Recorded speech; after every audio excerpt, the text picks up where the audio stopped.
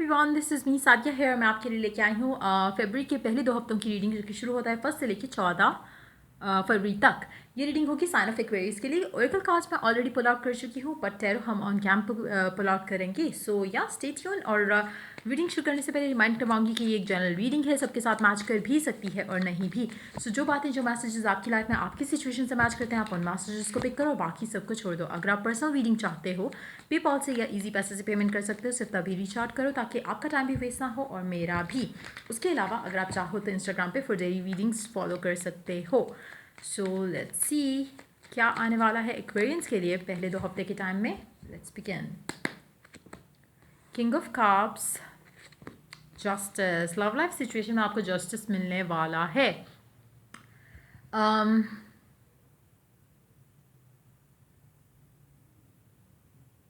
या आप सीख करोगे जस्टिस।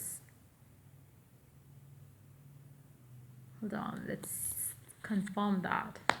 लव लाइफ में आपकी काफ़ी चेंजेस आने वाले हैं इस टाइम के अंदर। अगर आपका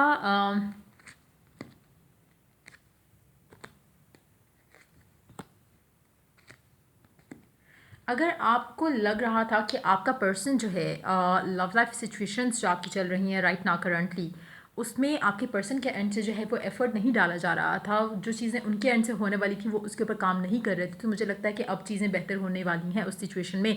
लव लाइफ के मामलात को लेकर चीज़ें बढ़ती हुई, आगे बढ़ती हुई दिख रही हैं। उसके अलावा मुझे लगता है कि मुझे टू बी वेरी ऑनेस्ट, मुझे लग रहा है कि ज़्यादा इसमें बैलेंस आ रहा है आपकी लाइफ के अंदर। आपकी लव लाइफ की सिचुएशन को लेकर काफ़ी हद तक मुझे लग रहा है कि आपका बैलेंस जो था वो मिसिंग था। या तो आप बहुत ज़्यादा लव के मामलात को देख रहे थे या फिर बहुत ज़्यादा काम के मामलात को देख रहे थे, तो कहीं ना कहीं वो एक बैलेंस जो था मेंटेन करना वो मुश्किल था।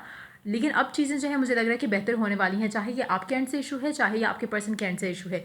कुछ लोगों के लिए हो सकता है कि to maintain a balance between two different people वो मुश्किल हो रहा था, किसी के लिए, आपके लिए या आपके पर्सन के लिए, लेकिन अब चीज़ें जो है वो सही हो जाएंगी। अगर ऐसी सिचुएशन थी आपके पर्सन के एंड से, तो हो सकता है कि आपके पर्सन की जो एक कनेक्शन है जिसकी वजह से बैलेंस आउट हो रहा था, वो शायद कनेक्शन ख़त्म हो जाए और हो सकता है कि वो सिंगल हो जाएं टू परसू कनेक्शन जो आपका उनके साथ था।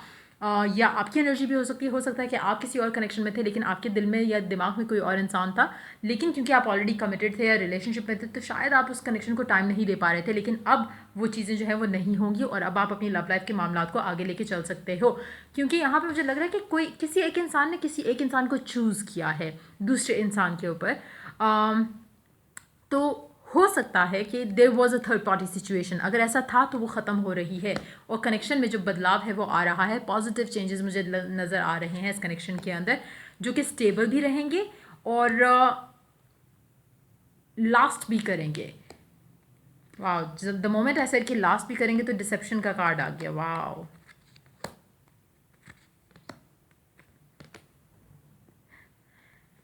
लास्ट शायद करें, शायद ना करें। अब क्योंकि जनरल रीडिंग है, हो सकता है कि कुछ लोगों के लिए लास्ट कर जाए, हो सकता है कि कुछ लोगों के लिए लास्ट ना करें। और एक और चीज़ मैं मेंशन करना चाहूँगी, यहाँ पे जो कार्ड्स हैं उसके अकॉर्डिंगली मुझे लग रहा है कि शायद आप जिस इंसान के साथ हो, अगर तो वो थर्ड पार्टी सिचुएशन में कोई और इंसान नहीं था, अगर उनका काम था या एक फाइनेंशियल सिक्योरिटी या इनसिक्योरिटी थी जिसकी वजह से रिलेशनशिप में चेंजेस जो हैं वो नहीं हो पा रहे थे, या रिलेशनशिप में कोई भी चेंजेस पॉजिटिवली नहीं हो पा रहे थे क्योंकि काम के मामलात ऐसे थे या फाइनेंशियल स्टेबिलिटी नहीं थी जिसकी वजह से लव लाइफ को परसू नहीं किया जा रहा था, चाहे आपके एंड से आपके पर्सन के एंड से। अब मुझे लगता है कि वो स्टेबिलिटी आ जाएगी, लेकिन उस स्टेबिलिटी के साथ रिस्पॉन्सिबिलिटी ऐड होगी, चाहे आपके ऊपर है चाहे आपके पर्सन के ऊपर है। तो be prepared for that one thing, क्योंकि यहाँ पे मुझे नहीं लगता कि ये कनेक्शन के अंदर कुछ ऐसा बुरा हो जाएगा जहाँ पे फिर से चीट हो जाएगा या कोई और इंसान आ जाएगा। It's more of responsibility, financial मामलात को लेकर कुछ रिस्पॉन्सिबिलिटी होगी जो कि आपको या आपके पर्सन को जो है वो डिस्टर्ब कर सकती है रिगार्डिंग कि आप आगे लाइफ को कैसे लेके चलना चाहते हो इस पर्सन के साथ। लेकिन मुझे लगता है कि आप दोनों का कनेक्शन एटलीस्ट जो है वो स्टेबल रहेगा। लेकिन जो इश्यूज हो सकते हैं वो ये होंगे कि आपको प्रिपेयर रहना चाहिए कि आपका पर्सन कभी भी बहुत बिजी हो सकता है और आपको उसको वो स्पेस देनी है जो कि उनको चाहिए होगी उस टाइम में, उनकी रिस्पॉन्सिबिलिटीज़ की वजह से, उनकी वर्क रिस्पॉन्सिबिलिटीज़ की वजह से। हो सकता है इन दैट सिचुएशन जो एनर्जीज हैं, S of pentacles, king of pentacles, उस सिचुएशन में हो सकता है कि आपके पर्सन की लाइफ में कोई और इंसान नहीं था, सिर्फ फाइनेंशियली जो उनके जो इश्यूज़ थे वो चल रहे थे, लेकिन वो इश्यूज़ जो है रिजॉल्व हो रहे हैं, लेकिन आगे भी इस तरह के इश्यूज़ आते रहेंगे। तो अपने आप को उस पॉइंट ऑफ व्यू से प्रिपेयर्ड रखना है आपने। लेकिन मुझे लग रहा है कि स्टेबल चेंजेस जो हैं वो आपकी लव लाइफ को लेकर जो है वो डेफिनेटली आ रहे हैं। काम के मामला तो मुझे स्टिल ऑन एंड ऑफ थोड़ी सिचुएशन लग रही है जो इस टाइम के अंदर आने वाला है आपके लिए। देखते हैं कौन सा कलर आपके लिए लकी रहेगा। Magenta, connect to your deepest inner knowing, number 5। Magenta colour आपके लिए काफ़ी लकी रहेगा इस टाइम के अंदर। और कोशिश करो कि आप जो भी सिचुएशन है आपकी लाइफ में, उसमें अपनी गट को जो है वो ज़रूर फॉलो करो। कहीं ना कहीं हो सकता है कि राइट नाउ, क्योंकि मैंने कहा ना कि स्लोली बट श्योरली चीज़ें आगे पॉजिटिव हो रही हैं, राइट नाउ कुछ लोगों के लिए हो सकता है कि आपको लग रहा हो कि चीज़ें बढ़ नहीं रही, या आप जिस तरह से जस्टिस का वेट कर रहे हो अपने कनेक्शन को लेकर, अपनी लव लाइफ को लेकर, वो हो नहीं पा रहा। आपको नहीं पता बैकग्राउंड में क्या चल रहा है। सो अपने आप को ईजी रखो, कनेक्ट करो अपने हायर सेल्फ से, अपने गॉड से। सीक गाइडेंस, अगर आपको गाइडेंस नहीं है राइट नाउ, सीक करो उस गाइडेंस को, दुआ करो और कनेक्ट करो, मेडिटेट करो, ताकि आपके लिए चीज़ें जो है वो क्लैरिटी की शक्ल में आना शुरू हो जाए आपकी लाइफ में। लेकिन मुझे जो श्योर एनर्जीज है वो बहुत ज़्यादा है कि चीज़ें जो है स्टेबिलिटी की तरफ जा रही हैं लव लाइफ के मामला को लेके। लेकिन फाइनेंशियल मैटर्स को लेके स्टिल मुझे लग रहा है कि ऑन एंड ऑफ सिचुएशन उसकी वजह से आपकी लव लाइफ अफेक्ट हो सकती है in future as well. Let's see more cards here. Relationship harmony. We angels are opening the hearts of everyone involved. Arguments and conflicts are being resolved now. जो भी love life के मामला हैं उसमें at least आप लोगों की क्लैरिटी के साथ जो एक स्टेबिलिटी है वो डेफिनेटली आ रही है। इस कार्ड के अकॉर्डिंगली भी रिलेशनशिप में हार्मनी जो है वो मिसिंग अगर थी तो वो वापस आ रही है। एंजल्स आप दोनों के हार्ट ओपन करेंगे ताकि आप दोनों एक दूसरे के को लेके जो भी कॉन्फ्लिक्ट्स थे, आर्ग्यूमेंट्स थे, वो ख़त्म हो जाएं, इश्यूज़ जो है वो रिजॉल्व हो जाएं, ताकि आप दोनों स्टेबल कनेक्शन मेंटेन कर सको। एक और चीज़ मैं मेंशन करूँगी कि एक दूसरे को स्पेस हमेशा दो, चाहे आप जो भी कनेक्शन में हो, बॉयफ्रेंड वगैरह वाला सीन चल रहा है, शादीशुदा वाली सीन चल रहे हैं, जो भी है, एक दूसरे को स्पेस दो ताकि एक दूसरे के साथ कभी कभी आपको आपका मी टाइम चाहिए होता है, and you need to give that space to each other, ताकि आपके कनेक्शन में एक वो चार्म भी रहे और एक एक्साइटमेंट भी रहे, और दूसरा सफोकेशन ना फील हो कनेक्शन के अंदर दोनों पार्टीज को। Spiritual understanding, I am bringing you esoteric information and symbols and helping you to understand spiritual truths. अच्छा, आपकी लाइफ में मुझे लगता है कि अगर आप अपने अपना कनेक्शन अपने गॉड के साथ बना लो, अगर आप अपना एक गॉड के साथ कह लो, या आपका हायर सेल्फ कह लो, या अगर आप अपना सिक्स सेंस के ऊपर काम कर लो, थर्ड आई के ऊपर काम कर लो, आपके लिए बहुत आसानियाँ आ जाएंगी। Try to have your me time. हमेशा मी टाइम से क्या होगा कि आप अपने जो भी इश्यूज़ हैं वो अपने गॉड के साथ शेयर कर सकते हो, पॉजिटिव रह सकते हो, जो एक एक ऑब्सेशन हो जाता है उससे भी बचे रहोगे, और रिलेशनशिप में जो हार्मनी जो है, जो एक चीज़ ला रही है वो है स्पेस।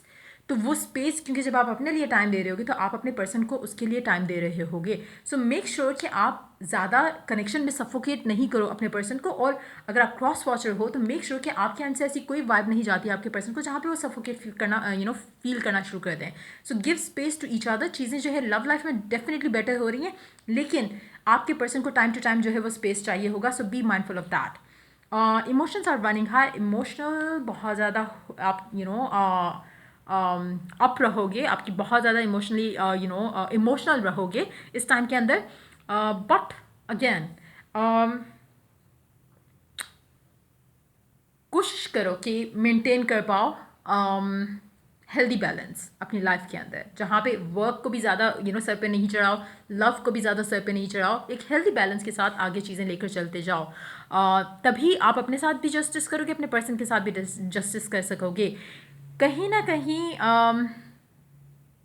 आपका जो ऑब्सेशन होता है चीज़ों को लेके वो आपके लिए मसले मसाइल खड़े कर देता है। इसलिए maintain a healthy balance in your life, और कोशिश करो कि हेल्दी लाइफस्टाइल की तरफ भी आओ, क्योंकि जितना ज़्यादा आपकी लाइफ में बैलेंस रहेगा हर चीज़, हर तरह से, पर्सनल लेवल पे, इमोशनल लेवल पे, तो आपकी वो लाइफ में आपको रिफ्लेक्ट बैक करेगा, एक स्टेबिलिटी जो है वो लाइफ में वापस आती हुई आपको नज़र आएगी। लेकिन मुझे लगता है कि आप लोगों के लिए थोड़ा मुश्किल हो जाता है, एडिक्टिव नेचर शायद है आप लोगों का, या आपके पर्सन का हो सकता है अगर आपकी एनर्जीज नहीं है ये। Don't let the pride get in your way. Why would pride come at first place?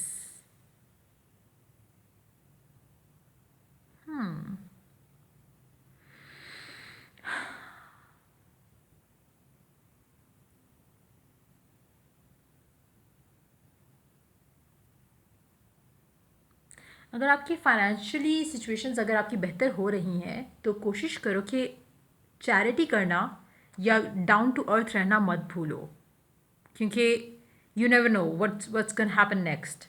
कोशिश करो कि आप अपने लिए हमेशा गुड कामा क्रिएट करो। Just an advice seeing this car है, जबकि मुझे ऐसा लग नहीं रहा, बट हो सकता है कि आप में से कुछ ऐसे लोग हों जो कि फाइनेंशियली अबंडेंट होते साथ ही थोड़े उनका एटीट्यूड जो है वो बदल जाए बाकी लोगों के साथ। मेक श्योर कि आप ऐसा नहीं करो।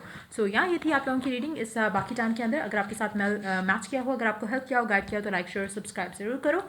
Till I do the next reading for you guys, take care, bye bye.